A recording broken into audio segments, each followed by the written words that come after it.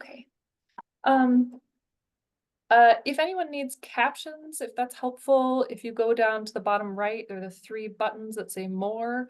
You can turn on captions there if that's helpful. If you have any technical questions, I'm going to ask that you send Vanessa Bukili a message if you'll just raise your hand. She's also in public space and urban forestry, and since I'm going to be taking minutes today, that'll give me space so that you can get the help you need. Mostly today will be the presentation by our consultant team and offshoots. But I think I'm going to kick this off. And even though this is technically a committee meeting, this is an opportunity for the public to really be involved in what we're doing. So we welcome public comment. You are welcome to chat with us about this work. Committee members, I want you to keep in mind, we want to hear your feedback too. If you have something to say, please share it. If you have said something, maybe take a step back, give a minute for a little bit of silence, give someone else a chance to make a comment if someone else is in the room that might not feel as comfortable making that comment. We want to make sure there's enough space in the conversation for that. For everyone, if you either aren't able to get a comment in today, or if one pops up in your mind in the future, you are very welcome to be in touch with us later about it. I'm going to put our Summer Voice page in the chat. The Summer Voice page has a lot of information on it. It also has a question and comments feature. So if you can't see it, just keep scrolling down. You can leave comments and questions there. You can also email me at spap@somervillema.gov as a way to register those comments. So don't worry if you don't get a comment in today. There will be a little bit of time. We're also going to be uploading the text document. The draft of this plan right now will be presented in verbal form. You'll be able to see the text form later this week. And you can always take a closer look at that and leave us comments in the future as well. So don't worry too much if you can't get a comment in today, but if you do have one and you'd like to share, please let us know and raise your hand. With that, Shelby, Kate, Nick, I'm not sure who's, yeah, great. Sure. I think there was a question. Oh. Vanessa has a question. Oh yeah, Vanessa. I can't see everyone all of a sudden, so. No? Oh, yeah. Oh, you can't mute. You can't unmute. There we go. Okay, someone pushed my unmute. The chat seems to be disabled. I don't know if other people are experiencing that too, but if that was where we're supposed to ask questions. Oh, good. It's working now. That's good. We'll turn that back on. Okay. I was gonna leave the unmute yourselves off while we're doing the presentation, and then I'll just turn it back on when we're gonna do the conversation. But if you have a comment, feel free to raise your hand, and we could always adjust and take a pause. Right? Can you guys see my screen okay? And Shelby is showing the correct screen, right? Full screen. Yep, you're good. Thank you. All right, Allison. Okay, so I'm gonna kick us off here and just say welcome. This is the Somerville Pollinator Action Plan draft presentation. This is an effort long in the making. Lots of acknowledgements here, not least of which is our Mayor Ballantyne, who has been championing work like this for a while. She's been a supporter of ecologically driven work in many ways, including passing our native plant ordinance, along with many other folks, some who are on this call. She's also signed the Mayor's Monarch Pledge.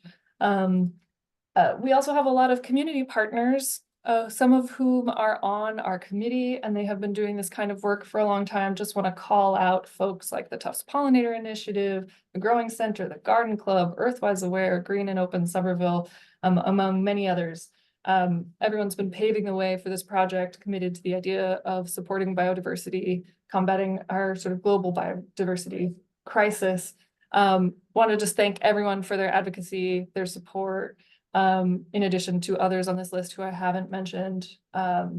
we've all been in this together. We appreciate the work you've done up to this point and the work that's been done in the last year on this as well.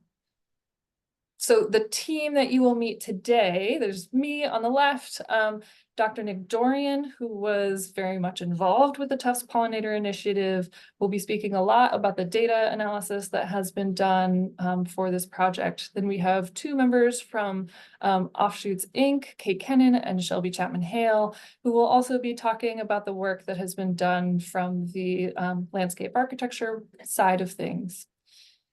This work started in, let's see, the invitation to the committee members began in the fall of 2022. I'm sure the nugget of this idea started before that, but the Pollinator Action Plan Committee was formed in the spring of 2023. We kicked off in April of last year. And there's been about a year of work, both developing the idea of this project, trying to get all of those committee members on board with issues within the city, sorry, just saw the chat popping up. Yep. Okay, great. Thank you. Issues within the city that we have to deal with, concerns with pollinators themselves. We wrote the RFP together that hired the Offshoots team. So the blue color starts once the Offshoots team came on board, and they've been doing a lot of site analysis. We've been all working together on community engagement. That's been informing the plan development itself. And here we are in sort of the editing process, taking that plan development, honing it, and there will be more plan promotion coming up, and then final plan release, etc. So where this all kind of begins is from the knowledge that 90% of wild plants require animal pollination, and 75% of top global food crops require pollination.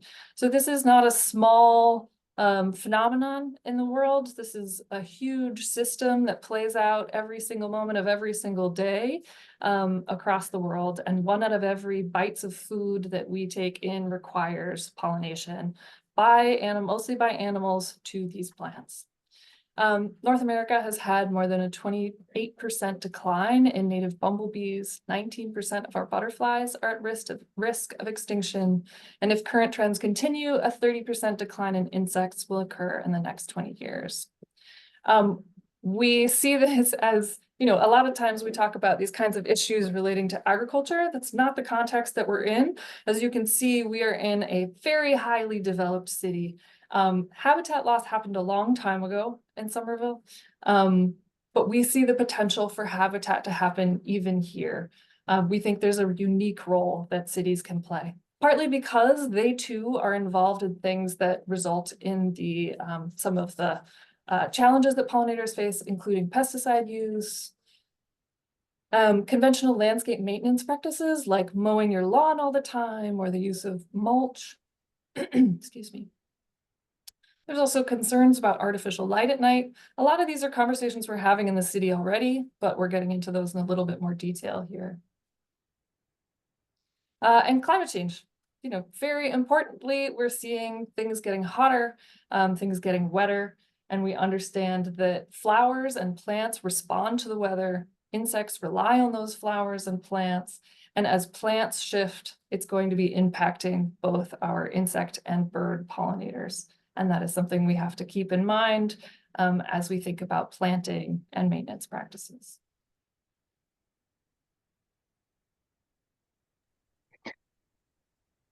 So, hi, all. It's nice to see you again. My name is Nick Dorian. I was the ecologist and entomologist working with the Offshoots team. And the first part of the project that I'll be presenting to y'all is all about sort of how we digested and collated and analyzed the data that's available on pollinators in Somerville and also sort of Eastern Massachusetts to sort of develop our guidelines and root it in ecology and also use that to inform the designs and the aesthetics that we'd be presenting. So I think, when we think of pollinators, we often think of these insects, these lovely ladies. They're European honeybees. But true to their name, they are not actually indigenous to North America. Honeybees were brought over in the 1600s. And although they are valuable economic commodity in terms of how we do crop pollination in large monocultures. They're actually not the environmental issue that many people think they are, and are not necessarily the focus of conservation efforts in urban areas. And so pollinators are so much more than that. They are green, they are fluffy, they are orange with green eyes. You have monarch butterflies that overwinter in Mexico and return only in the first week of July. We have flies that look like wasps and wasps that can look like flies. And the diversity is staggering. And we wanted to sort of take stock of which pollinators live in Somerville to guide our plan. And so pollinator, I just wanted to clarify, defining a pollinator is a little tricky. Pollination is an ecological function. And oftentimes we're not there to watch pollination take place. You know, does the pollen tube germinate on the stigma?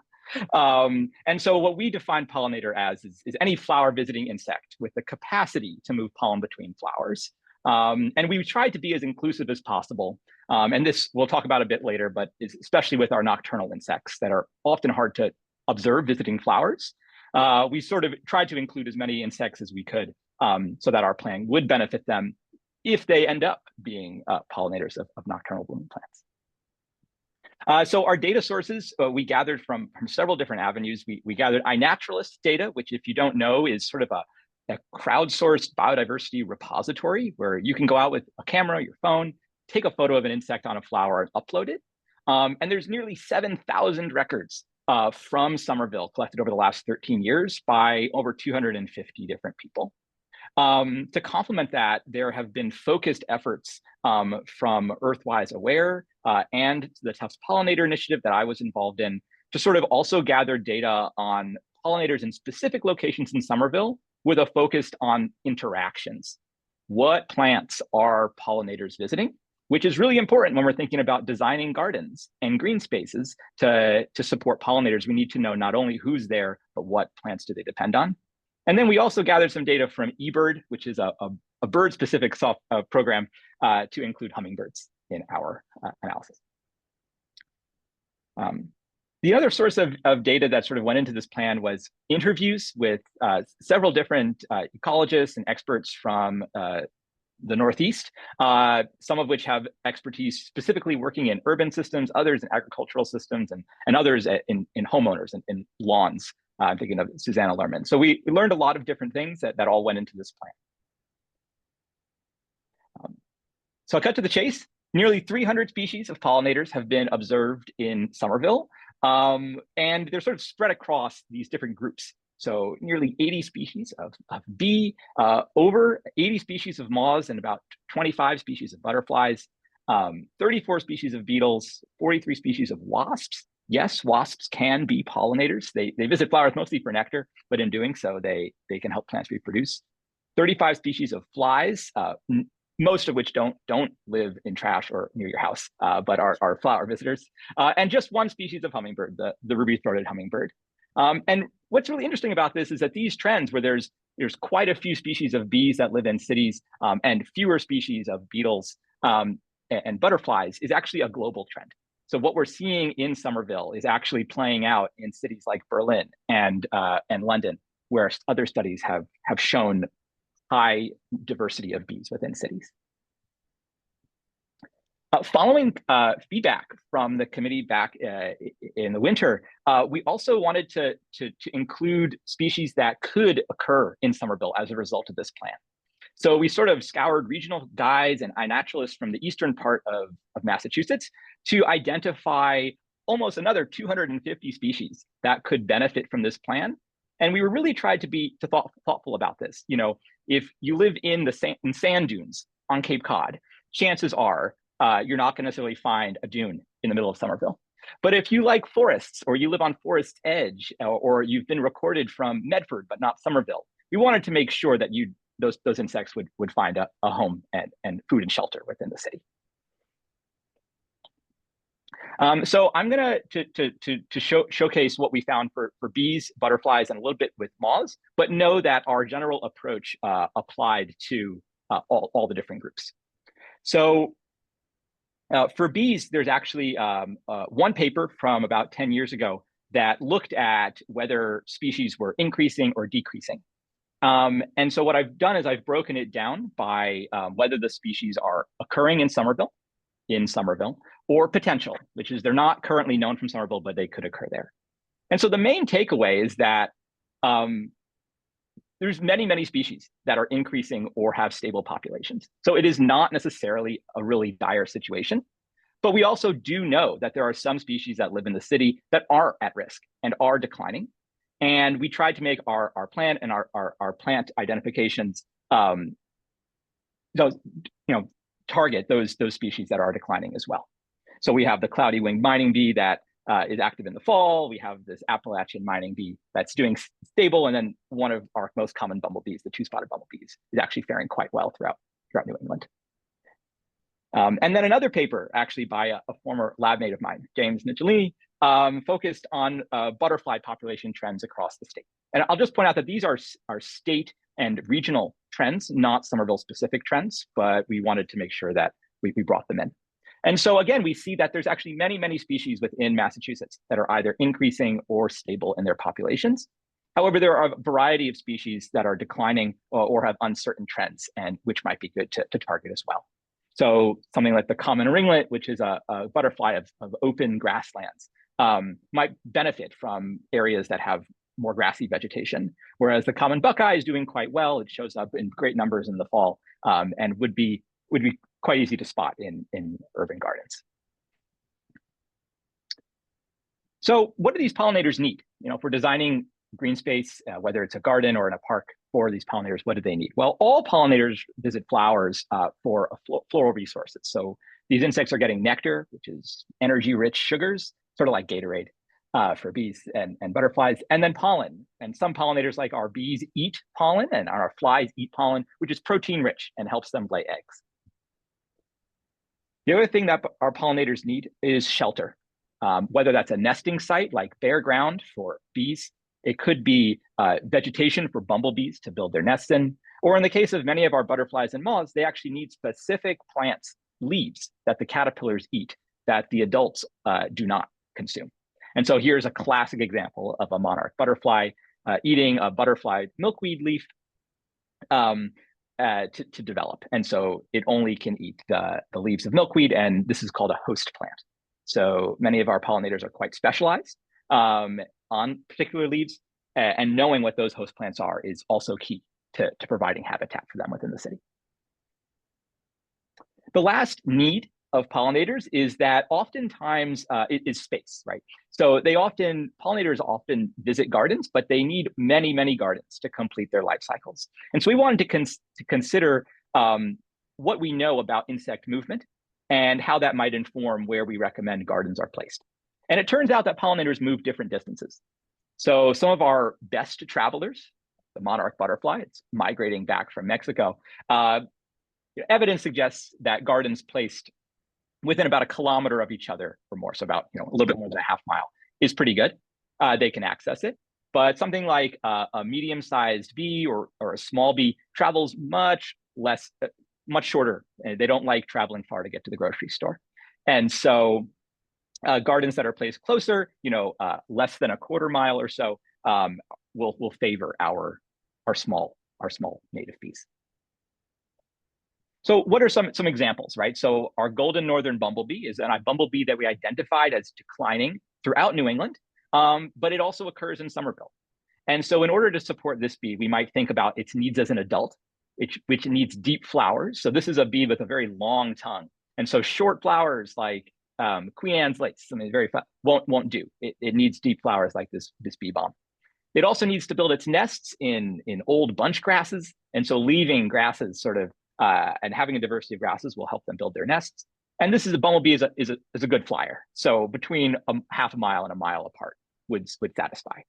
But take this other bee, which is also declining throughout the region, the hawthorn mining bee, which only visits flowers in the spring and typically from the rose family. So true to its name, like the hawthorn.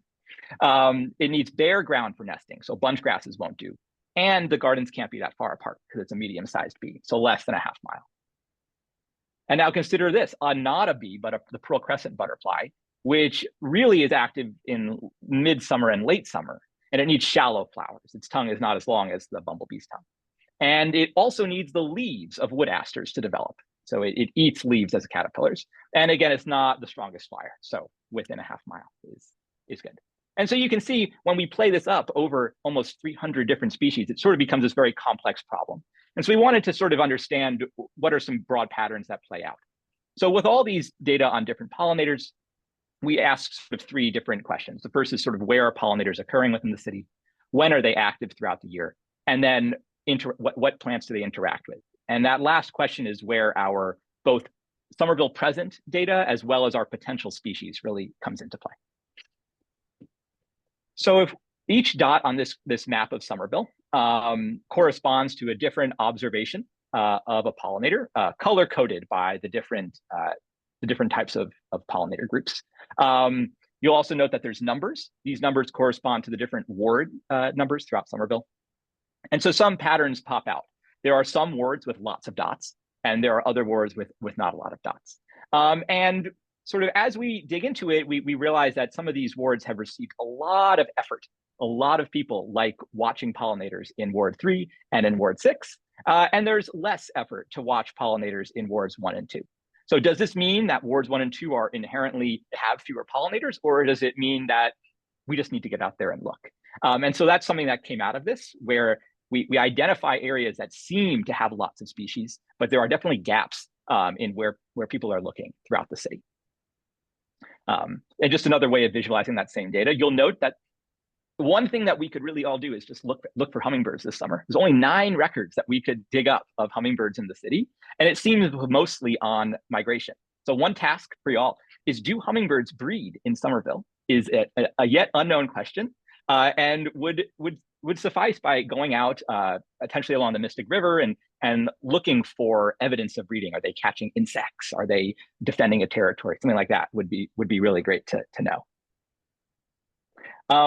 The other thing I wanted to show is that these are pie charts broken down across the different wards by the proportion of the different pollinator groups. Now, this has been normalized for the total amount of effort in each of the wards, but I want to point out that it's not like one ward has all the bees and another ward has all the beetles. It seems that bees sort of make up a pretty good chunk of the records across each of the wards, and bees and wasps as well, nearly half in every case.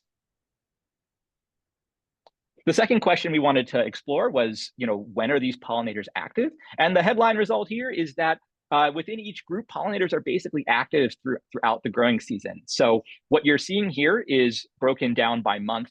Basically, the number of unique species active on a given week is the height of the bar.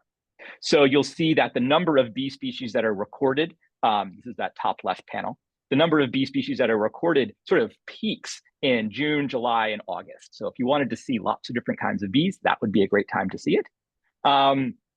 In contrast, if we look at the butterfly and moths, you'll see that peak is a little bit earlier, where there's lots of butterfly species in June and July.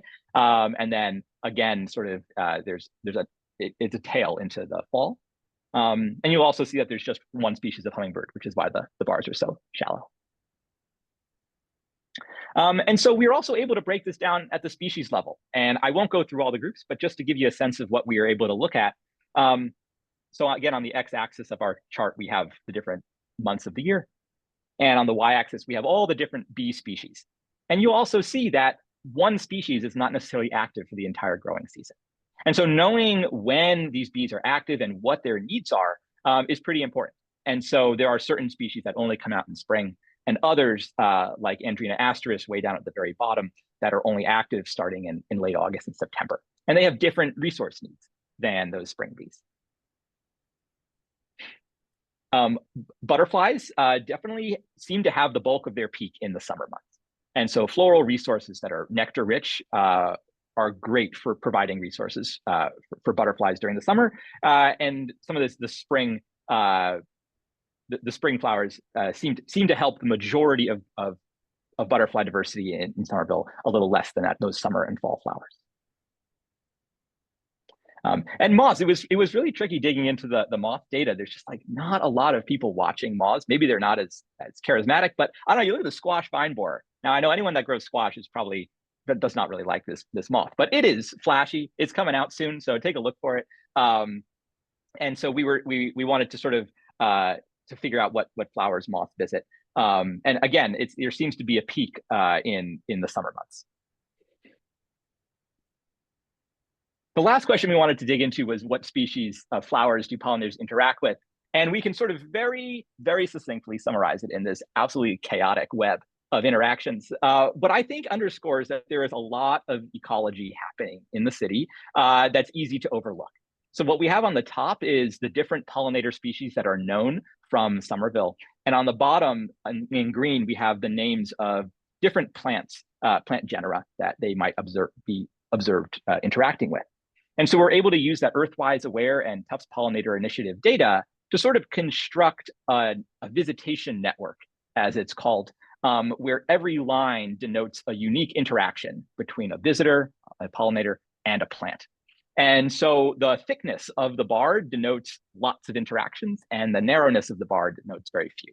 So something like Bombus impatiens, like the bee behind me on my screen, is a very common visitor, and so it visits lots of different plants. In contrast, if we look at the plant side, something like Rudbeckia or Symphiatricum, which are our wood asters, again, are plants that are supporting lots of unique interactions.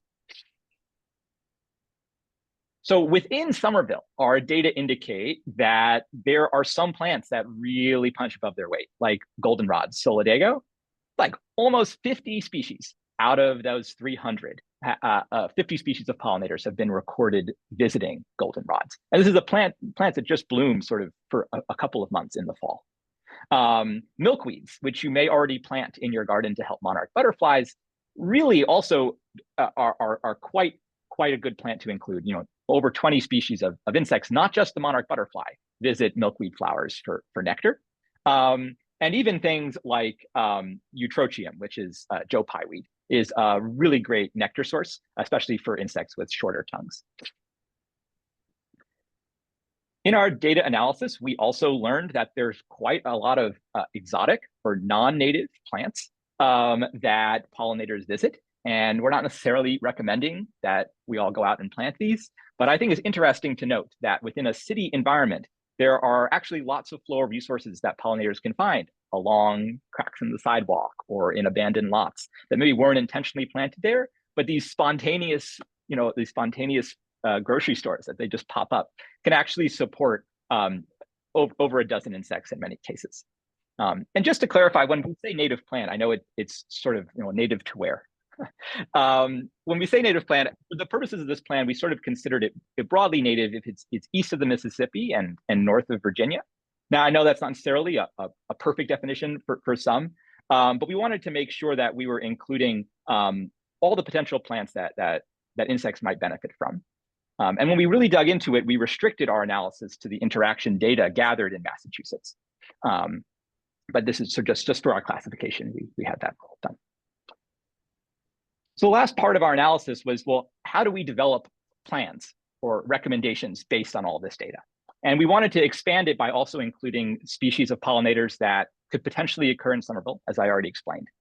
We also wanted to know of what plant species do those rare and at-risk bees and butterflies depend on? So are they specialized on particular plants that should be a priority?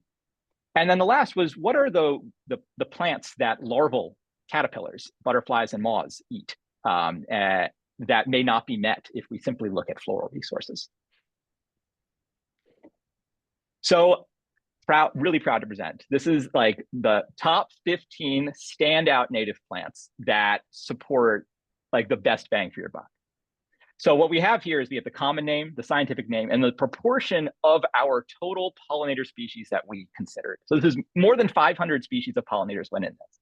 And if you plant a goldenrod, there's like the potential to support 40% of those pollinator species. And by that, we mean that 40% of 500, which is close to 200 species, have been recorded interacting with goldenrods at some point in their life cycle. And the list just keeps going on. So milkweeds, wood asters, mountain mint, bonesets. If you're an avid native gardener, many of these plants hopefully are familiar to you.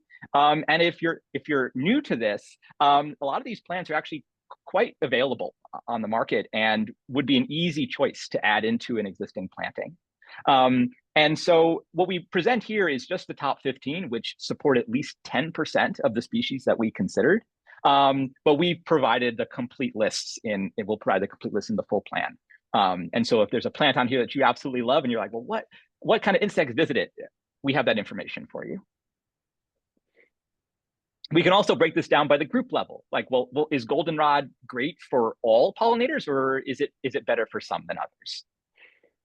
So when we look at bees, we see that, yes, goldenrod is actually at the top of the list. And 41 species of bees, about 30% of the species we considered, depend on goldenrod during their life cycles. And the names of the plants that I've highlighted in yellow actually are ones that support specialist bees, plants that bees exclusively gather pollen from. No other plant will do. And so by planting goldenrod, we support a broad diversity of generalists, but also several species for whom goldenrod is their only source of food. The same goes for willows, wood asters, dogwoods, sumacs, blueberries. And so really exciting to see which plants fall out on the top of this list. We can do the same for butterflies, and we'll see that nearly 70% of butterflies have been recorded interacting with a milkweed plant, the milkweed flower, throughout their life cycle. And just to show you like the scope of the data that went into this, we reviewed dozens of photographs for every species on our list, and we identified the plants that they were visiting to at the genus level. And so there's a lot of data that went into this number, and we are really excited that this is what we can provide to y'all. So, milkweeds, Joe Pye weed, a purple coneflower, wood asters, like these are the lists that are on the top 15, but also if you specifically want to support butterflies that are visiting plants for nectar, like these are the ones to prioritize. I also mentioned that, it's not just about the floral resources, but it's about the rest of the life cycle. And so if we're supporting moths and butterflies that depend on leaves of vegetation, well, which leaves of which plants do they need? And for those of you that have read, Doug Tallamy's book about keystone plants, it's no surprise that oaks fall out at the top of this list. But what you may not realize is that things like cherry trees and maple trees and blueberry bushes and even hickory trees and birch trees are really important. And so what we see here is a really amazing synergy, which maybe you don't have a plot that's big enough to host a hickory tree, but there are trees planted on the sidewalks or trees that are planted in public parks. And so it's not necessarily every garden has to be everything. It's that we can combine many, many gardens across the city and many different types of green space to make the city a healthier place for pollinators holistically. And so just a recap of what we learned from this data analysis, which is that really biodiverse pollinators in Somerville, nearly 300 species. To my knowledge, one of like the first analyses of all different kinds of pollinators and which species at the species level for an urban area. Somerville pollinators occur across the city and are active throughout the year. There are definitely some gaps in where data has been collected. Some of the species in Somerville are increasing, actually many are doing okay, but others are declining, and we've identified which ones are declining and what their habitat needs are. And then there's a set of 15 plant species that support at least 10%, each of which supports at least 10% of our focal pollinators. And so, 50, 60 species of pollinators are benefited simply by planting one of those plants on our list. And so that's my section about the analysis. And I know we're short on time, so happy to answer questions about our approach and the nitty-gritty too. Thanks so much, Nick. Our team at Offshoots learned so much from Nick as an entomologist, giving us the specifics about the things that were needed. And what we did is work with Nick to then create general recommendations for the plan and specific recommendations, which I'm going to go through now. So one thing we did is we did a GIS analysis of the permeable open space in Somerville. So what that means is areas that don't have hardscape and paving and could take water and could actually have landscape planted in them. Of the 4.2 square miles in Somerville, we have total permeable open space of about 0.8 square miles, right? And the city owns about 0.09 square miles, state owned, including DCR, 0.08. But then private residential space is actually 0.45 square miles. So actually a big portion of the amount of permeable open space of what we can do as residents makes a huge impact on the city and the support that we might have for pollinators. So what are the main things that we can do? As Nick already mentioned, habitat creation is a huge piece of this. And he mentioned how we have to create foraging habitat. So both these blooms that are through the whole year to support the range of both the specialists and the generalists that he mentioned. And we also have to have the support all the stages of the insect or bird, as he mentioned, all the way from how they might overwinter through every season of their life cycle. So the general planting recommendations here is, I'm going to go through the basics, right? Is of course, planting data and peer-reviewed data supports that planting native does tend to support more insects and pollinators. And in this particular case study of all of the different interactions that Nick had mapped over time, 82% of the interactions were on native plants that were recorded on iNaturalist. So that's a big chunk of the data, right? We know that native plants. So which native plants do we plant? And Nick started to go through some of it. And of course, there's lots of opinions about where we should be planting native plants or where is the region of nativity we should be considering. And we look at the ecoregions of Massachusetts, kind of shown on the left here, as we're in the Boston Basin ecoregion. And we can look at plants that are native from our ecoregion, but also knowing with climate change that we may be similar to the climate of Washington, D.C. by 2050, which is not right around the corner, right? Is that it can be really tricky for if we just limit our list to the Boston Biobasin list, we may not be supporting the range of species that we can. One of the examples I want to mention is Nick even just mentioned echinacea, right? Echinacea isn't necessarily a native plant to the Boston Biobasin, but it was one of his top 3 plants in looking at supporting butterfly species. So this idea of looking at the eastern region, east of the Mississippi and kind of north of Virginia, as like the area of supporting plants is one we're specifically considering. We also know, as Nick mentioned, that moth and butterflies tend to have more specificity with their larval host plants. So we have to be really, really careful in the recommendations that we make when we create plant lists.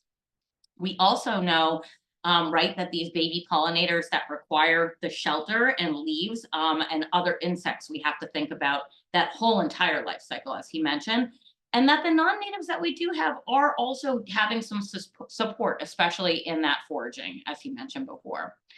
And one of the questions that we often get is if we want to propose recommending that we plant species, native to east of the Mississippi, is what about cultivars, right? And the data is mixed. This is what's really tricky. This picture here is do cultivars, and what a cultivar is it may be a particular native plant that has been selected for a certain trait. Maybe it's a little bit shorter, or it has a different specific color or height to it that is different than the rest. And what's tricky about cultivars is the data is mixed in how they support wildlife. Some support the same or more actually in the peer-reviewed research, and some may not support as much. So this is 2 pictures of Aster purple dome on the left and Aster fireworks on the right. I'm sorry, Solidago fireworks on the right. And what's tricky is when you think cultivar, that typically people assume cultivar means cultivated variety, and it means something that we have bred over time. But these 2 particular cultivars are actually wild selected cultivars. So they have the genetic diversity of their original parents. So all this is trying to say is this is a very tricky situation. We have been studying this for a while and thinking, do cultivars support the plant quite as much? What the general rules are is that we tried in this plan to look at the specific cultivars if there was information available of what might be supportive. For example, when you get to an echinacea that's been so bred out of its original color range, it may not be as supportive as, say, something like a purple coneflower as this kind of yellow bred one. So trying to stick to the traits that are closest to the straight species can often be a good guideline. And the other thing is we looked at things like Mount Cuba, which is a native plant garden that is down in Delaware. They have lots of, they do lots of 3 to 5 year trials of native plants looking at different cultivars. And the recent studies really quantify by entomologists how many pollinators are visiting the plants and what they're finding most useful. So we have to follow it, because where the Echinacea cultivar may not have been as good on one hand, we find that all of the plethora cultivars support native our insects really well. So it has to be a nuanced approach. And when we think about should we use cultivars or not, so we really thought this through in the plan preparation. We also just need to consider in general recommendations that we're planting plants to the right place, right? Native plants sometimes may not have the same soil conditions available in an urban environment. So of course, salt, rabbits, right? The idea of compacted soils, a lot of water quality issues are all things. So we have to find a plant that may serve the pollinators, but also survive, right? And we have to be really careful about urban conditions, that they also look good and are acceptable. Is this an acceptable look for the community? One of the guidelines we also used in the plan is we looked at other planting designers' approaches to how they put together plant communities. And this is one diagram from Claudia West and Thomas Rainier in their book, Planting in a Post-Wild World. And one of the ways it talks about creating plant communities, that we try to plant plants that are closely knitted together so that they want to support each other when growing. They live in the same soil and environmental conditions. And the aesthetic, we use this, this concept of having structural plants as the structural taller layer, seasonal theme plants in the center layer, and ground cover plants that would knit together and help keep out weeds and help the plant grow, the plants be able to spontaneously move around. So this is the structure that we used in developing some of the planting plants that I'll show you in a minute. We also really carefully considered bloom time. So in any pollinator planting, as Nick mentioned, we have to have floral resources throughout the entire year. So this means early spring, we may not have as many perennial native plants besides the spring ephemerals. So we need to lean into trees and shrubs, whereas we can think later on in the season, we might have other things available. So planting to make sure that we have early spring, early summer, midsummer, late summer, and fall resources. So you have to really think about that whole bloom time when creating habitat gardens. It's also this idea about including trees and shrubs is a really big piece of this. I think all the time when I go see pollinator gardens, it's always a compilation of perennial plants, right? Herbaceous plants that die to the ground in the winter. But trees and shrubs play a huge part of this. We also want to strongly consider lawns, right? Lawns are a very big part of our urban landscape. And so we looked at the peer-reviewed data coming out of UMass, that there's a great study that one of our expert interviewers that we talked to Susanna about. And what they found in that paper is even if we just mow less every 2 weeks, and we still mow, but if we let it go to every 2 weeks, we can support pollinators more. If we can think about no-mow May as an opportunity when the pollinators are emerging to really avoid mowing in May when possible. If we can think about polyculture lawns, meaning I call it freedom lawn at my house. It's got violets, it's got clover, it's got a little bit of everything, but letting those flowering plants be in the mix.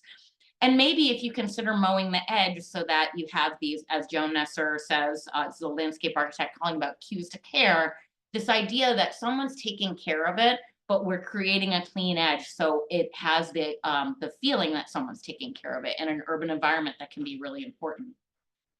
It's also, we are recommending this idea of signing when we're doing these interventions, because it may be more messy and not quite the aesthetic that people are used to. And when you sign it to show that it's intentional, it means a lot.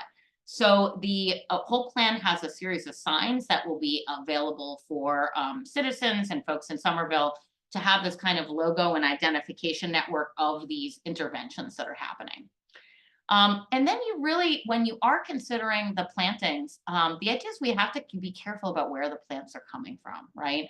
And so some of the research that I learned is that the neonics, okay, that for short, that's the easy way to say it, is the that pollinators can get greatly affected by these insecticides that are put on at the grower.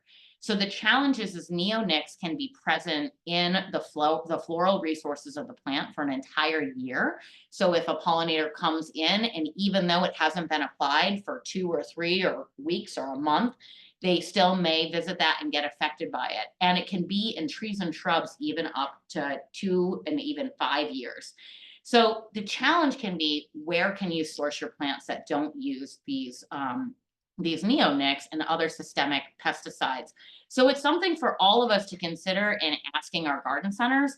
There is a whole line of American Beauty's native plants that are pretty locally available around here that are committed to not using neonics, that you can find in many, many garden centers. So it's one thing to just be really careful about, and ask your local garden center, ask your Home Depot, show that you're really looking at this, because it does make a big impact in that first year to even up to 5 with the trees and shrubs being planted.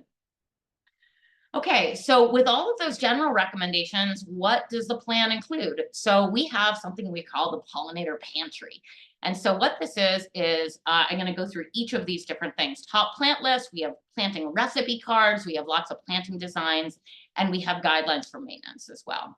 So as Nick already went through these in detail, but what are the top 10 plants for Somerville that we could consider? If you have a planting already, what could you go in and just swap out one of your plants for another one? So we divided this into trees, shrubs, and perennials.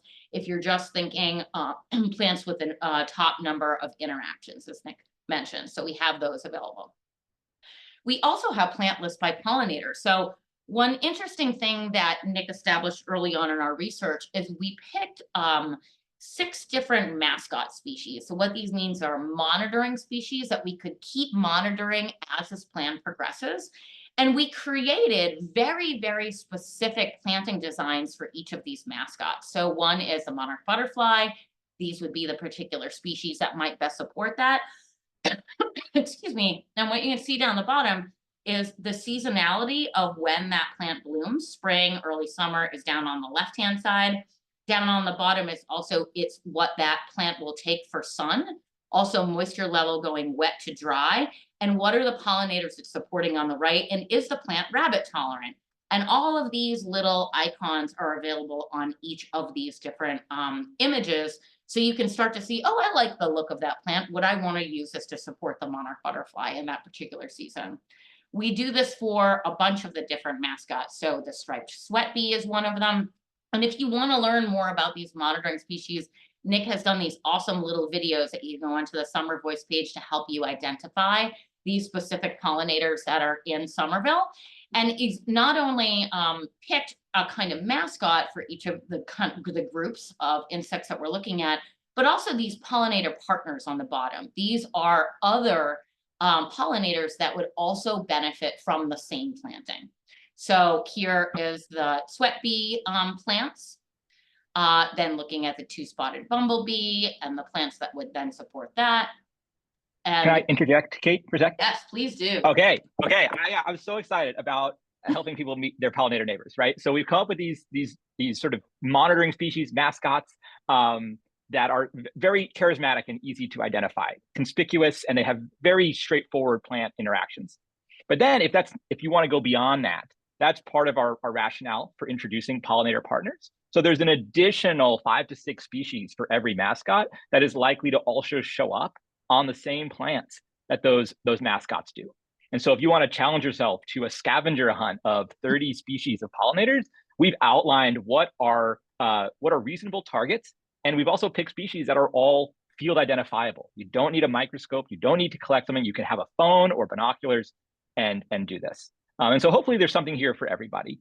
So I just wanted to that's awesome, Nick. Appreciate it. Please keep interjecting. This is amazing because we've just at Offshoots, we do so much planting and we're learning so much about these specific species and what they need for support. So again, here with the black digger wasp, you can see that we've started it. There's a lot of shrubs and trees in a lot of these. This isn't just the perennial plants. And then the transverse banded flower fly. Same thing, the interactions here. So I'm not going to go through each of these in detail, obviously. Banded longhorn beetle.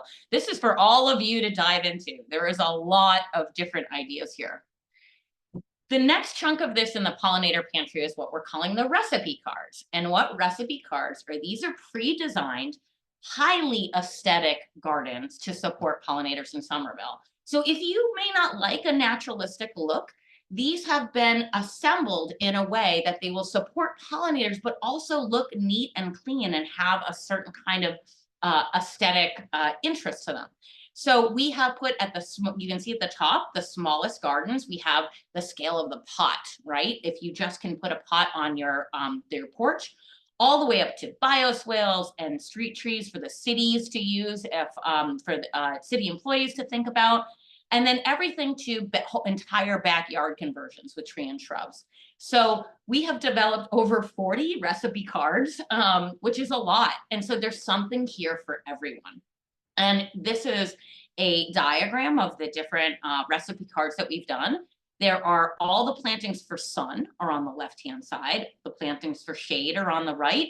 They start small at the top, pollinator pots, all the way down to patches in different sizes, bioswales, street medians, and then living layers basically means the tree and shrub gardens down at the bottom. So I'm not going to take you through these in detail just to tease you up to go look at the plan yourself, but here's an example. Here's a pot. It is a scale of a 6-inch by 6-inch grid. So you could lay out this grid on your pot, and I need, say, 3 seasonal theme plants that are a square.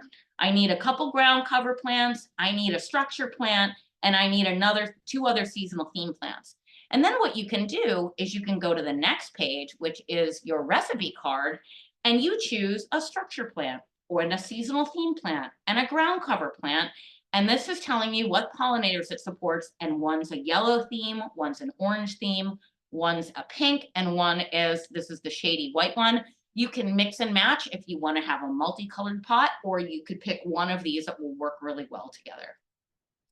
Very similar for pollinator patches. These are all the recipe cards at the top that this diagram would work for. So these plants are spaced at 1 foot on center if they're installed at small little landscape plugs, or they're planted at 18 inches apart if they're installed as 1-gallon plants. And then this is a plug and play thing where you pick your plants over on the right-hand side. Same thing here. You pick 12 plants from your recipe card. You could pick a white garden. And here's one that's sunny, dry, and under 4 feet tall. Just pick from there. Or pick a mellow yellow garden, sunny, wet, and under 4.5 feet tall. You can pick, this is a cloud garden. This is the idea, instead of boxwood clouds that everyone does. How do you create a native boxwood cloud garden? So we've got varieties of inkberry, and then we've got anemone, wild geranium, clethra, and hydrangea as the support plants.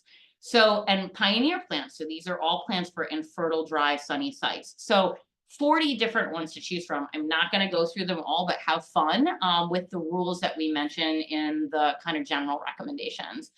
And then here, we also did lawn conversion recipe cards. So if you want to convert your lawn with little planted plugs, or if you want to try to do a seeded lawn with a polyculture freedom lawn, we have given you different ideas for how you can consider those and what would compete with bluegrass lawn species.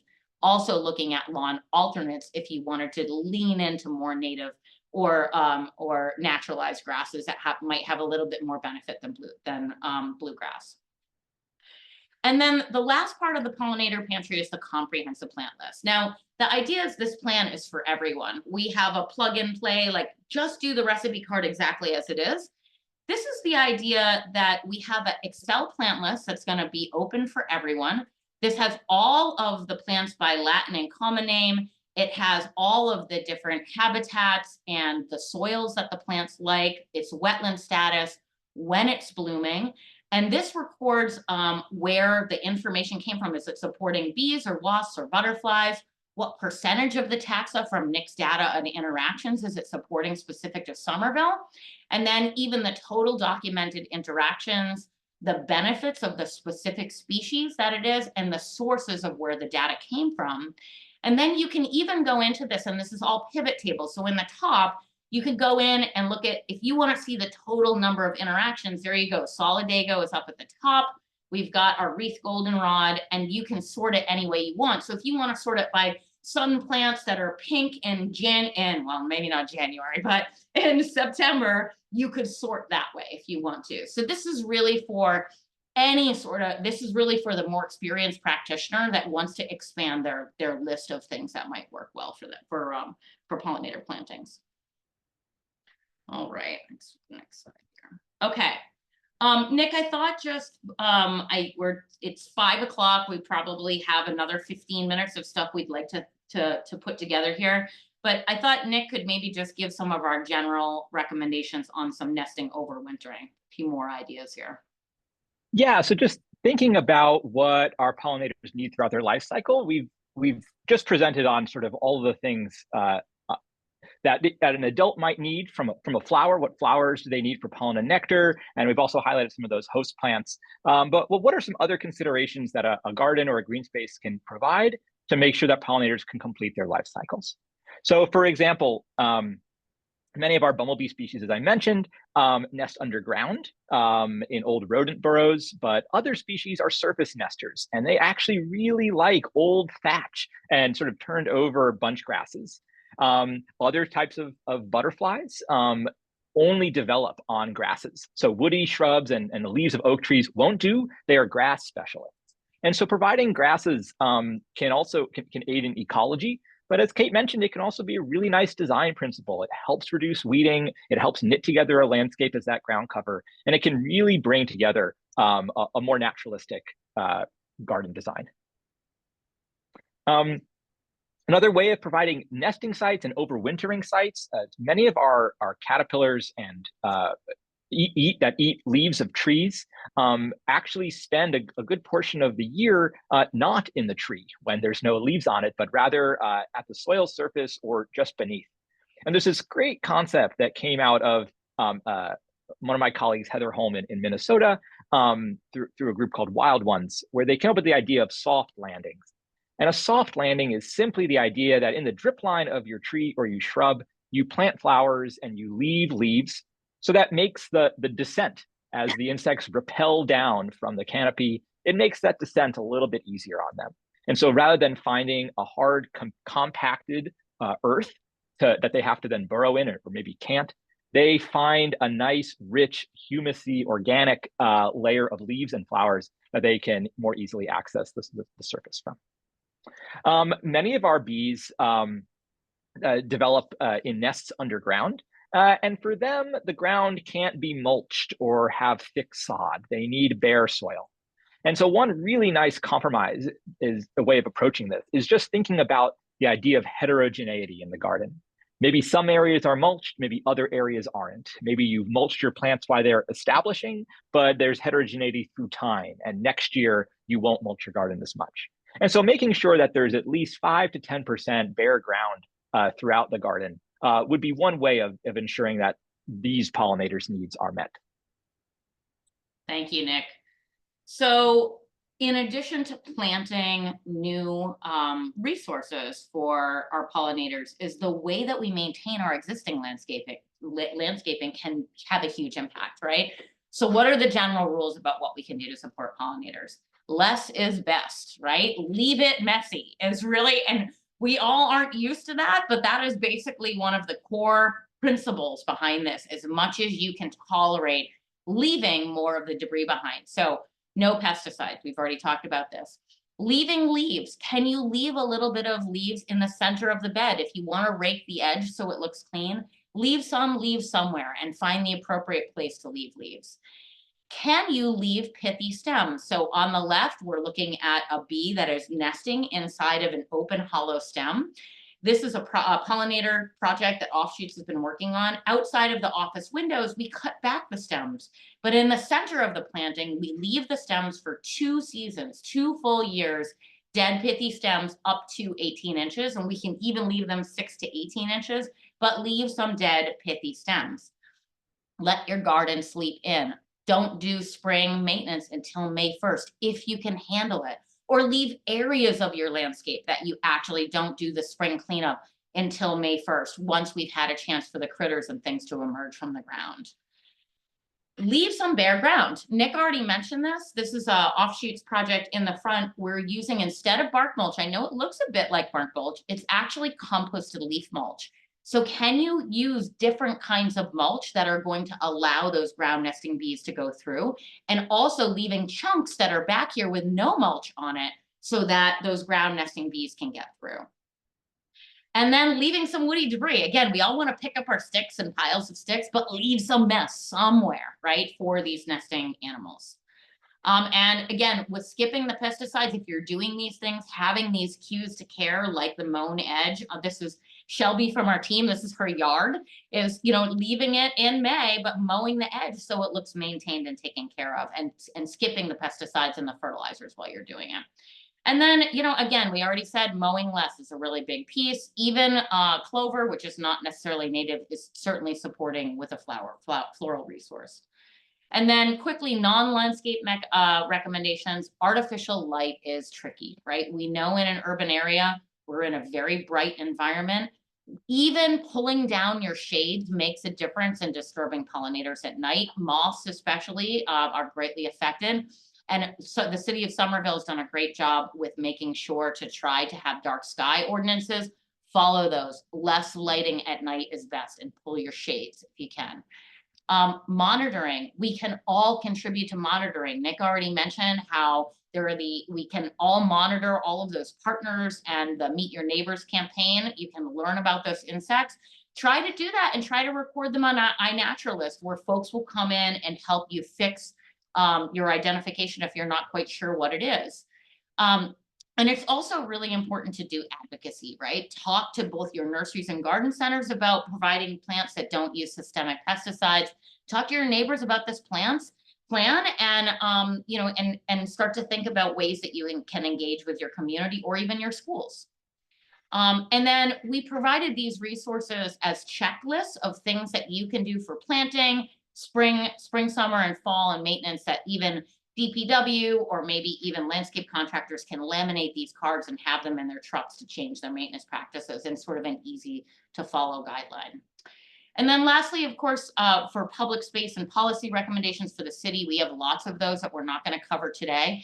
But we really want to operate in those places, the environmental justice communities that may not have as many pollinator observations currently yet, and really targeting some of those resources as we go through, and especially some of the important open spaces in Somerville, like Blessing of the Bay and Foss Park. Foss Park has one observation, you know, of an insect in Somerville. So what can we do in these neighborhoods where maybe there haven't been observations yet? And really important part of this is being involved in sort of the next phases of it, and monitoring and watching what's coming out on the Summer Voice page, where all this information can be found. So I'm going to now just turn this over to Shelby to talk about kind of what's next and what you can expect in the coming days. Yeah, I'll try to keep this quick. I know we want to save some time for questions, but if we go to the next slide, Kate. The first big opportunity coming up, this is something that's happening in a few weeks. There will be a volunteer opportunity to do planting. There will be a demonstration garden going in at City Hall with the Offshoots team and the folks from the city. So if you're interested in participating in that or know anyone that might be, please reach out to Allison. The email address is up there on the board, spap@somervillemass.gov. And then, okay, so then the next Sorry, thing Shelby. is, no, I that's go okay, we don't have much fast, time. guys. This is I have a good, I'm trigger glad you keep finger it over moving. here. That's okay. Oh, I was just going to mention, it's going to be a couple of the recipe cards. So then you could also, if you can't get out there to volunteer, you could swing by and visit and see how those are going over time. The next slide, Kate. So the other big thing, this has been mentioned a few times, something that the community can do.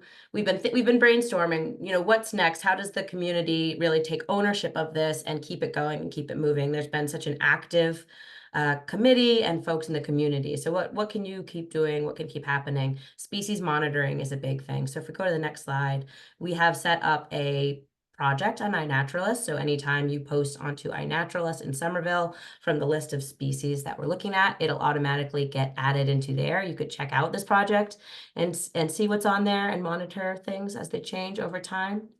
And we really have identified, these 6 mascots. So that's a starting point. And as Nick mentioned, we've got wonderful Meet the Neighbors videos. So you can learn a little bit more about each of these species, get out there. Could be an entry point. Lots of people sitting in on this meeting have been out there identifying a range of insects. But for those of us that maybe are new to this could be the starting point or the entry into doing this and help track over time. Then we've been having a lot of fun chatting with the city and the committee and all sorts of folks about what are some fun ways that this could start to take shape. And one of the things that we discussed in our community outreach for this project was, how can things start to change hands? How can the community take this on and be teaching each other and allowing this to spiral and grow throughout the community? And so we're just going to run through a couple of ideas that are things that maybe local nonprofits or community groups could take on or partner with the city on. These are not set in stone, but these are some, fun ideas that we want folks to start thinking about. So the first is, could there be some sort of ambassador training, or Nick used to lead pollinator safaris. These are pictures from the TPI folks, and just really wonderful idea of a program, something like a master naturalist or a master gardener, where people could be learning and then passing that knowledge on about pollinators in Somerville.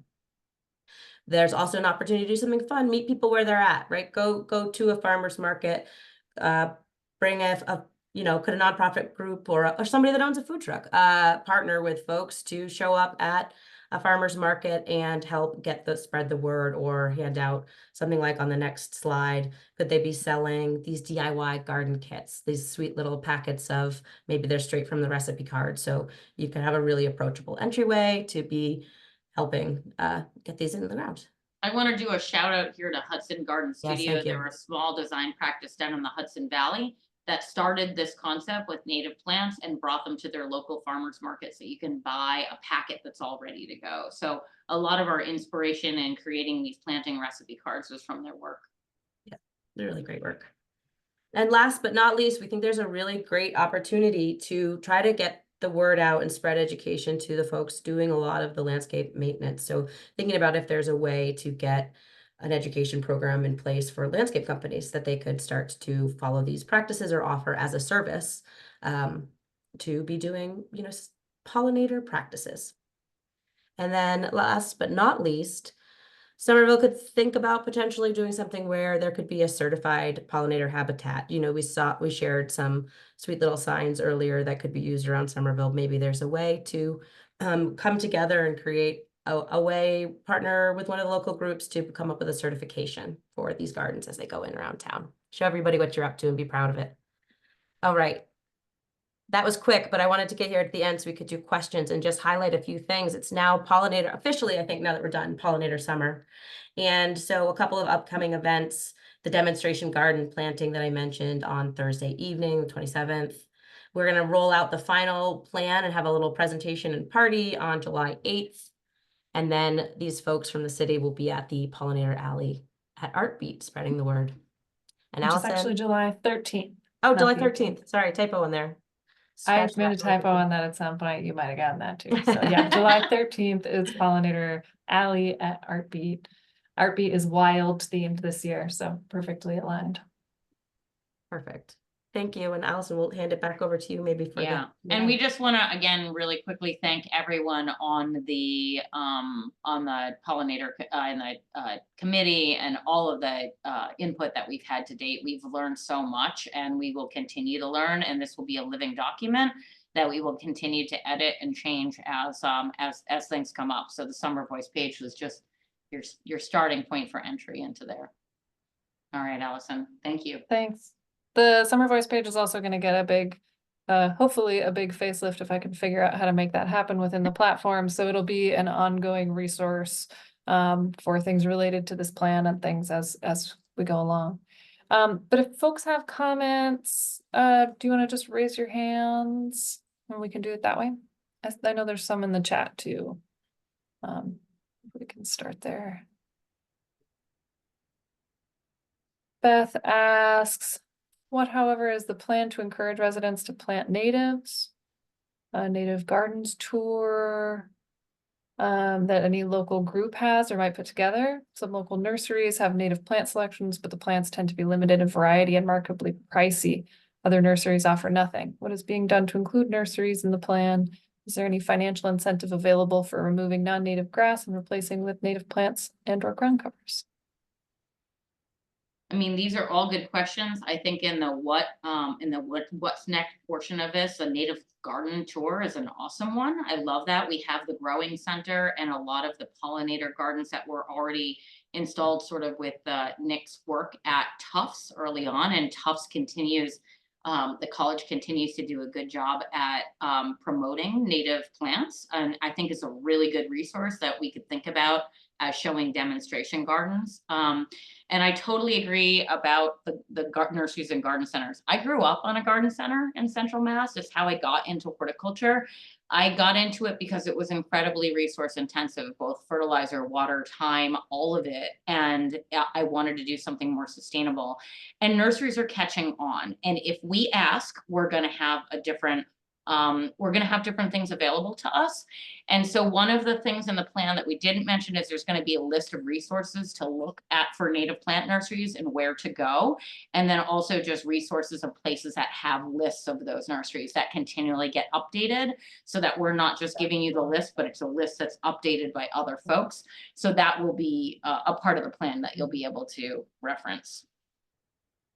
And Nick, I don't know if you have any other comments on the tours and that sort of piece of it, of good pollinator gardens as demonstration. And of course, we'll have our demonstration project at City Hall. There's already a great small garden there. And then we're going to expand that with some of the recipe cards. No, the only thing I'd add is that there's just such a mighty community of pollinator enthusiasts and pollinator activists in Somerville. And I really hope this plan is a catalyst. It's not the end, right? It's like, how can this plan be leveraged to inspire native plant garden tours or, safaris on the bike path or something like that? And so, great ideas, and just really excited to see where how you guys run with them. And we all got to go look at 61 Hancock Street. I love that. Yeah, thank you Thanks for that putting your invitation, address Beth. out there. We'll come check it out. Barbie says, would love to attempt to start seed libraries with the Somerville library system. Very cool idea. Very cool. Also nice to see the ideas starting to roll, snowball is the word. Amy, do you want to I can read your question if you'd like. No, I could read it. I just wasn't sure. Go for it, yeah. Not to put in the chat, but yeah, I kind of had two questions. One was, going back to what I wrote. Oh,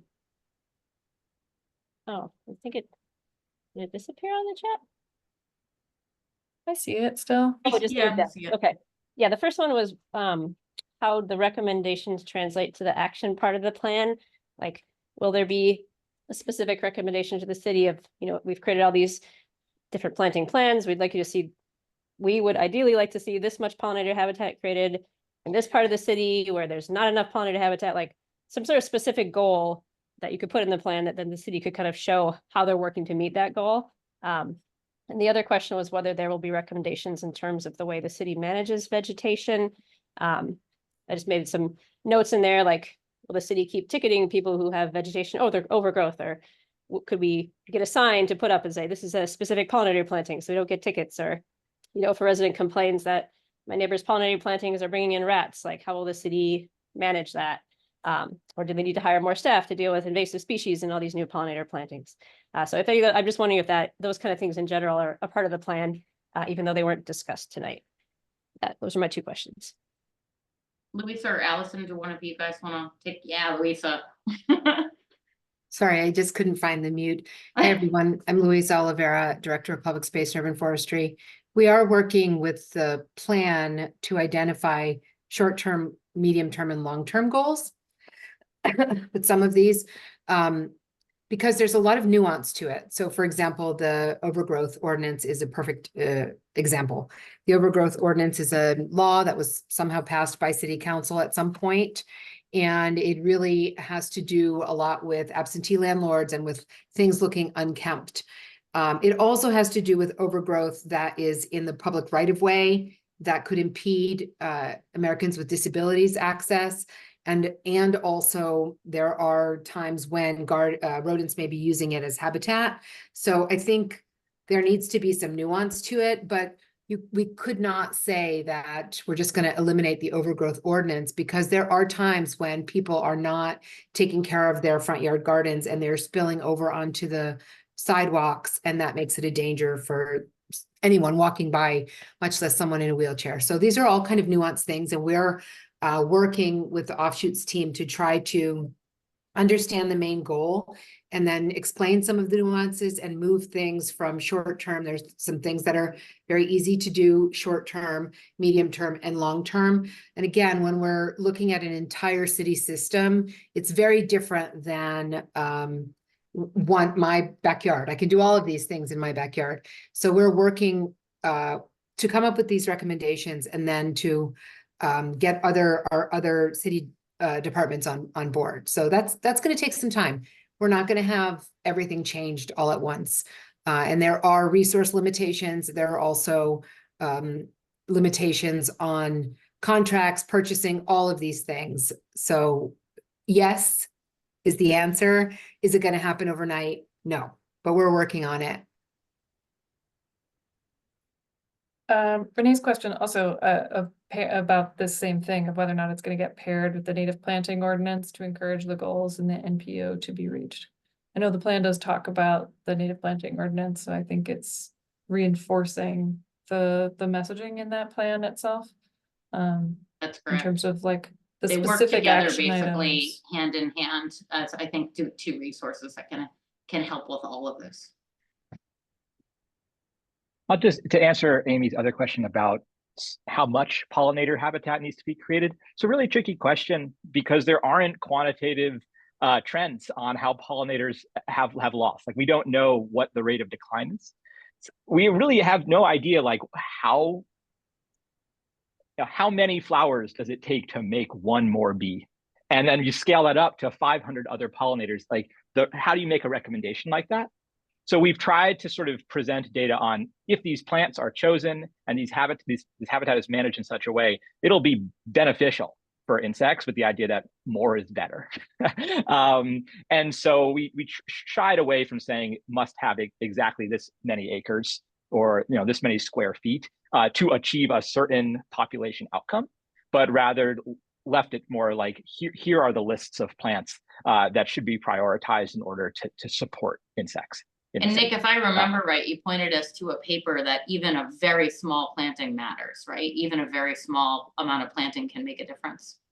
Yeah, so like work that I've done, and Karen, who's on the call today, have done, pots that are just 2-3 feet in diameter are able to support dozens of insects, even if they're placed in the middle of a grass lawn.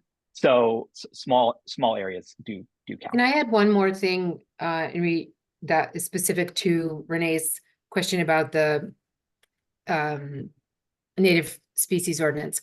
Where this is a step beyond the native species ordinance is the native species ordinance, for those who don't know, identifies percentages in different types of landscapes where it is easier or harder to get natives in. So for example, in our parks, I don't remember the percentage, but I want to say 75%.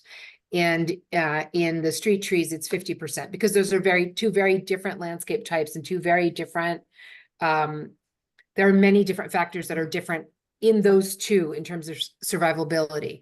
Where this moves the needle forward is, instead of saying a blanket percentage, it actually allows us to know which plants are supporting which pollinators. And so that's tremendously helpful, not only for us in the city of Somerville, but for the city of Cambridge and the city of Medford and the city of Boston. And so I think that this is a step beyond and a step better than the invasive species ordinance, which we already meet, but now we can meet it with specific plants because we know what those are.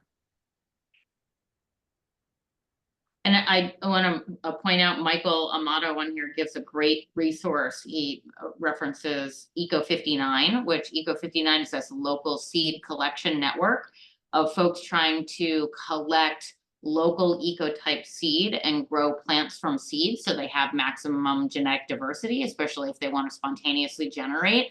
So that is an incredible resource to take a look at. And there's lots of great little small startup nurseries that folks are starting to propagate plants from seed, which is just not the case in the nursery industry in general. So watch for that. It's kind of fun. I follow several Facebook pages that I've already learned so much about nurseries I've never heard of before. So there is a movement out there, and if you're interested, it's a great resource.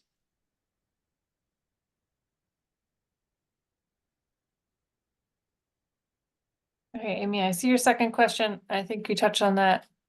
Karen, I can't tell if you were trying to raise your hand just then. Nope. Okay, great. Lee is noting Somerville Public Libraries are also climate resilience hubs, so there may be a great cross-issue opportunity there. Seed libraries plus transforming the libraries land into full pollinator habitats as models for what residents can do, help change culture of what beautiful gardens are. Nice. Planting party on the 27th, Tony. So there's actually 2 days of planting.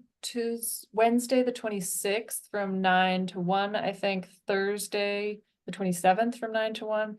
Then we're gonna have a sort of like open to anyone, come hang out, check it out. We're gonna be tabling from on that Thursday, 5 to 7. I'll post the details in here. It's also on the Summer Voice page, but if you want to volunteer, just be in touch with me. I'm going to get a group together. We can only sort of handle about 25 at a time. So, but the 5 to 7 is like, everyone show up. Or if you just want to swing by and look at what's going on, you can always do that too. Tori, I got your hand. Go ahead. Yeah, thanks. Thanks, Offshoots, for this. I do think we need to have a more in-depth conversation in the next SPAP committee around cultivars, around just making sure. I noticed when we were talking about host species that it was Quercus speciosa, and it's the information is pretty clear that non-native oak species do not have the same hosting abilities as native oak species. Norway maples host 0 butterfly species, Lepidoptera, that we know of. So that you can't just plant any Quercus or Cretaceous. I forget how to say the hawthorn, but it has to be specific. So, and I just noticed, and this is just quick feedback, on your cards. So we have to get a lot more shade cards on there, just because I don't want to keep the myth of we don't have plants that will flower in the shade, and that's why we need our hosta. Like, that is just not true. And a lot of people have shady gardens. So if you need help with that, I can, we have a lot of shady plants and colorful plants that will bloom in the shade. So that was another observation, and look forward to trying to figure out I appreciated that you mentioned leaving sticks, because that's like leaving a brush pile is against some sort of vegetative management overgrowth. So and we can work on that. We can work on that directly with City Council as well.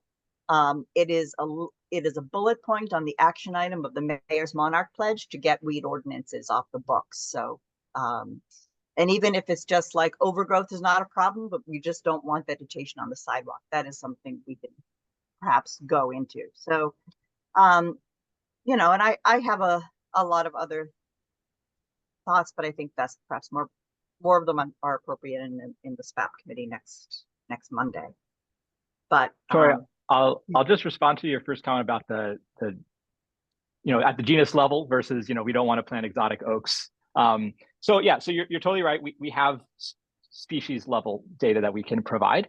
A lot of the and that's where those numbers are coming from, right? So we went through regional guides, guides that present information on larval host plants based on rearing them on different leaves.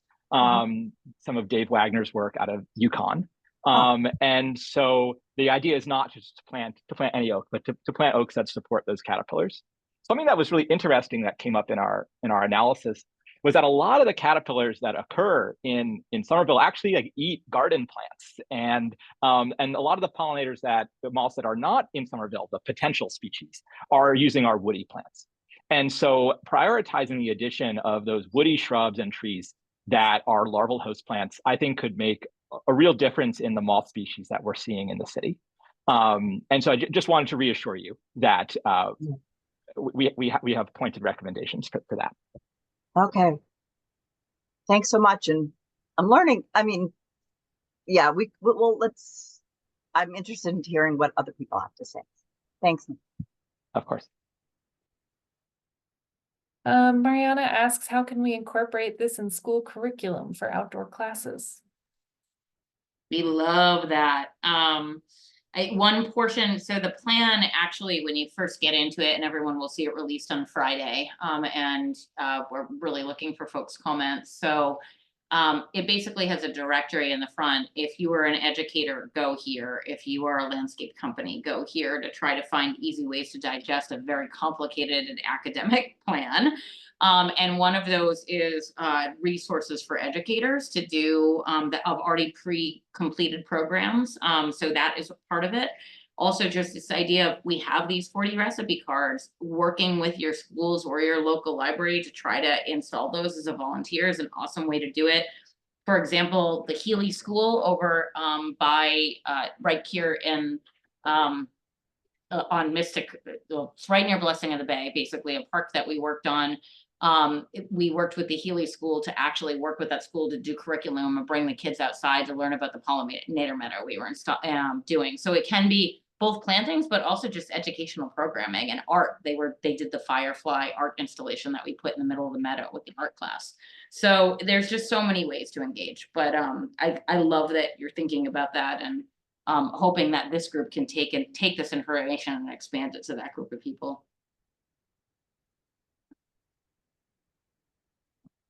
The July 8th meeting is at City Hall, City Council Chambers. The mayor will be speaking. It's going to be from 6 to 7:30 p.m.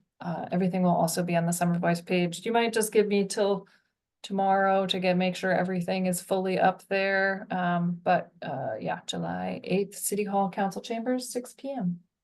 Just adding one more thing to the educator question, because it's so important. I haven't seen them yet, but I imagine that Nick Dorian's videos about the different pollinators are very exciting to watch for all ages. And then there are some videos from the different experts that were interviewed for the plan that will be up on Summer Voice too. It's going to take us a little bit of time to make Summer Voice page as readily available, as user-friendly as we'd like, because excuse me, it's essentially an open source of all the work we did here, from the different advisory committee meetings to the research that was done, the people that were consulted, the videos that Nick made, as well as the different planting Excel spreadsheets. So it's really a ginormous amount of work, and we want to make it open source, because the point is, if everybody does something, not just Somerville, but neighboring towns as well, it's has a very big cumulative effect. Hey, Offshoots crew, are you all, I know it's 5:30. Are you all okay taking a few more questions? Okay. That's fine.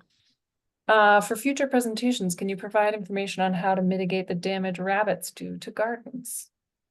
Thanks, Sylvia. I We love all it. feel your pain. And the lists are very clear with a rabbit. We can never say that something is rabbit proof. Some plants are more tolerant than others. It's kind of a range. And so those plants are also helpful as well. But this is a great resource that Karen gave us. And Tori is going to teach us a bit more about bunny boxes. Okay. Because I want to learn that. So you got to teach offshoots about that.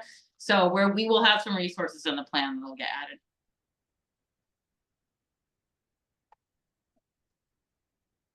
Amy, I see you. The progress of that work be transparent on the Summer Voice page.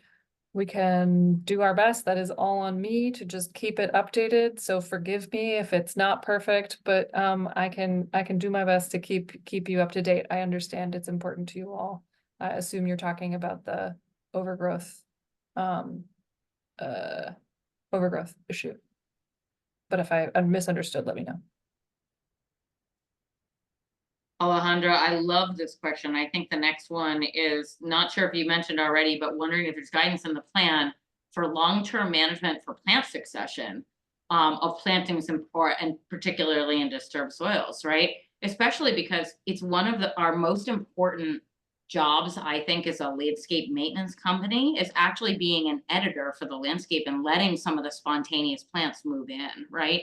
And actually, I'm really glad you reminded us because that's actually not in there right now. So noted, and we will try, it's hard to teach, right? It's hard to teach people to let some of the plants move around, especially as you mentioned, just in disturbance systems where the plants are meant to evolve over time and the plant community changes. So we will add some information in there about that.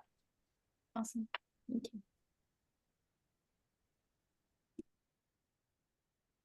Thanks for being here. Any ideas for using the school setting to disperse information and resources for families to incorporate at home? I love it, guys. I mean, I I like- think, go ahead. Barbie's got an idea already. Great. I think on that note too, as we share this draft plan, we're like all ears. If people have ideas for how we can engage in your community, please, pass them our way as you review this. Nick had this incredible idea about making stickers for people's water bottles with the 6 monitoring species to get them out there, to have our mascots out in the community. I mean, that sort of stuff is, I think, the way that people are going to learn about something other than our honeybee and the 3 bees that I can identify. So I'm I think all of these ideas is the way that this is gonna go. Well, and using the recipe cards as sort of a lot of the thinking has been done for you, and it makes it easier to strike up a conversation with your neighbor. Hey, I noticed you have a shade yard. Why don't you try Silvervale? And it's already made for you. And so you can say, if you go next time you go to the nursery, here are 4 plants you can look for. And so trying to make some of this a lot easier, where you might want to talk to your neighbor, you don't quite know how to start the conversation, or you want to have a booth at the farmer's market. Well, there are things that you can print out from the plan, and you could make your own graphics and really hopefully have access to the information that you need to make a difference. Lee asked, what parts of SPAP connect with broader networks, i.e. seeing this work as part of a regional approach versus stopping at municipal borders? Well, one thing I think that we hope, and I do believe people will take some of these recommendations and take this plan. I know we have folks from DCR, folks from other cities that have been waiting for this plan to be released. So while we in Somerville can't say, hey, you should have an ordinance for natives in Medford, we can offer this open source work and cities can use it. And that's tremendously important because it had this, I don't know that anyone understands that this work has never been done before. Nick, what were you telling me the other day that nobody has ever counted? I can't come up with another document that lists at the species level the insects that occur within a municipality. There are lists of butterflies, there are lists of bees. We considered all flower visiting insects, including ones that potentially have never been recorded to visit a flower, but flower visitation is known from the family level. And following feedback from this committee, which was just phenomenal, all of a sudden, by including those Eastern Massachusetts potential species, we've made this plan really relevant to the city of Belmont, city of Winchester, city of Medford, city of Melrose, because species that occur in Middlesex Fells that some of those towns border all of a sudden are now included in our recommended plant lists, because our lists are based on that list of 500 species for the top 10. So, and we've broken it down by occur in Somerville or not, so you can do your own filtering as well. But anyway, I think there's a great potential. Yeah, tell your friends in other towns. We certainly are. We meet with regional arborists. We meet with other landscape architects in town. We are trying to get the word in other towns. I mean, we're trying to get the word out because it is a phenomenal regional resource. And I also want to say that it's a very unique thing where you have so many folks that are engaged in this. And I want to give everyone a very special thanks, the people on the committee, the advocates who pushed for this, the city council who voted on the money for creating this plan. It's a really very unique situation where so many people, and in this process, I've seen all these groups, the Garden Club, the Community Growing Center, Groundwork Somerville, all these community partners working together to have input and to use this plan. So it is a very, we're very, very lucky And also I want to thank all of you for having given your time. I think the committee has met for how many hours now, Allison, if you had to guess? A Oh, lot. I don't Um, know. That's a good question. Yeah. So, and that is your time, which we know is very, very valuable. So I don't think we should take it lightly how unique this is and how much we needed you all, everybody who's here to create it. So yeah, it's open source. Tell everyone you know. We're hoping to win a Pulitzer for it. I'd really done a lot of research on whether or not there was ever an urban one, but it sounds like it's also groundbreaking in the scientific aspect of it. Because I just assumed that all the scientists know all the science, but that's not true. Nick tells me that this stuff it does make a difference. So congratulations to everyone who participated. It really matters. Well, as I said earlier, I think it's also a stepping stone, right? So, for example, we have information on the trends of butterflies and bees, but despite what might be in the media, right? Like there actually isn't data from Eastern North America on which flies are increasing or decreasing, which wasps are faring well and not. So it's sort of like, this is a really important step. We know enough to act now, which is plant nectar plants, plant pollen plants, plant larval host plants. But it can't stop here, right? We need a greater investment in which species are faring well. What is the impact of a plan like this? 5 years from now, which pollinators are we seeing in Somerville? Hopefully, as a result of iNaturalist efforts, we could revisit that and have an update. Well, that feels like a really good note to end it on. I know we have some additional questions. I'm just gonna write all those down. Well, they're written down for me, so I'm gonna track those. If you have anything else that you want to be in touch with me about that you didn't get to say, again, I'm just gonna put my email in the chat. Feel free to be in touch with me or message me through the Summer Voice page. I'll be communicating with the Offshoots team the next couple of weeks, trying to crank out a bunch of edits. Based on everyone's feedback. Committee members, email me. If you got something on your mind, email me ASAP. Let's get that to them sooner rather than later so that we can move quickly on these edits. But I really appreciate everyone's time and thought and attention for listening to this presentation and thinking about what it could mean for you, your future, Somerville, etc. A couple of questions, Allison, just for everyone to know. The draft text will be released Friday.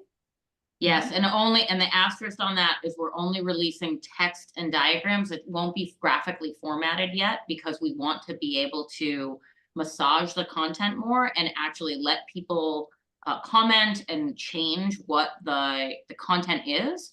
So it will only be released in a text form with supporting graphics, but it will be formatted in a beautiful way when we get all the comments together. And the deadline for submitting those comments, because we are, we're having a party with the mayor to release it on the 8th. And so Offshoots and the team has to have the time to incorporate edits. The deadline for commenting is, did we pick a deadline? The committee has 1 week. Whether Whether or not we're asking the public to move that quickly, I wasn't sure, but I definitely want to get committee feedback in a week, which I know is a quick ask. We're asking you to move fast, but sometimes more time doesn't actually mean that you use all of that time. Speaking from personal experience. So at our last meeting, we just decided we're gonna ask you all to focus on it between the 14th and the 21st more intently. So we can give the team more time to make those changes. I'll probably leave it up on the Summer Voice page longer than that. So if you are a member of the public, not a member of the committee, and you haven't had a chance to look at it, you want to look at it, you want to shoot me a comment, the very last possible moment to comment on it is probably, I'll figure out an exact date. It's probably the 26th or 27th or something like that. But at that point, we're going to be looking more for tweaks than big major changes. So if you have big picture questions, please let us know. Let me know, email me sooner rather than later. Tori, I see you. Go ahead. Yep. So are we meeting next week? We do not have a committee meeting next week. We planned for one of these so we could direct them sooner on the earlier side rather than the later side. That was the one on May 29th or something like that. Yeah, So we don't have one next week. yeah, just, I heard you. I have some strong feels around cultivars and including non-native plants, like we should not be having lantana or verbena or like, so we haven't had that conversation. Yeah. Unless we did at the last meeting that I wasn't able to get to, so, We didn't get into it in depth, no. Let me look at my own personal calendar. Let me, committee members don't have any heads up on doing it next week. We could just offer some like, if anyone can swing by, we could try to have a conversation about it. Yeah, I think I gotta think about that a little more in terms of timing, feasibility and all, but Tori, please always feel free to write I'll- up your comments and yeah, send them I'll to me. share comments. I just don't Um, know if we need consensus or if I just Yeah. solicit my fellow members to be like, I can we agree understand. not to? Okay, Yeah. okay, well, all right, I'll be in Nick, touch. did you were I leaning was just forward going to like you say wanted one to say thing. something. One thing that we didn't mention is that we thought really hard about how to pick cultivars, and went back and forth about non-native plants. And one thing that we came to is that it's really important that this is doable by a lot of people. We're not saying that every garden has to have a non-native plant, but we do want to encourage people to be able to do this easily and quickly. And literature where they survey people on what are the big barriers to pollinator gardening. It's technical know-how, it's access to resources, and it's sort of the ease of getting started. And so one reason we pick some of these cultivars or non-native plants is that they might be more easily available at nurseries at the moment. We're not saying that every garden, to maximize its pollinator potential, has these plants, but we are saying if we want to get a lot of people on board, we have to sort of think about compromises. And so I think we should have a bigger conversation about it if necessary. But that's just where we were coming from in And making there those are different recommendations. levels, Tori, where, you can go in and there's ones that are more aesthetically driven. And I think it's pretty clear once you get into the text and stuff, which ones are more based on aesthetics and an entry level garden to ones that would be more specific species, insect supporting. So there's a range of options, right? That's the idea. And hopefully the nuance is talked about in a way that makes people understand, some of the debate. So, but it's great for you guys to get some feedback to us. And thanks for Thanks, that everyone. explanation, Nick. That's helpful. Tori, I think also like take a look at the text, like read it, see what you think.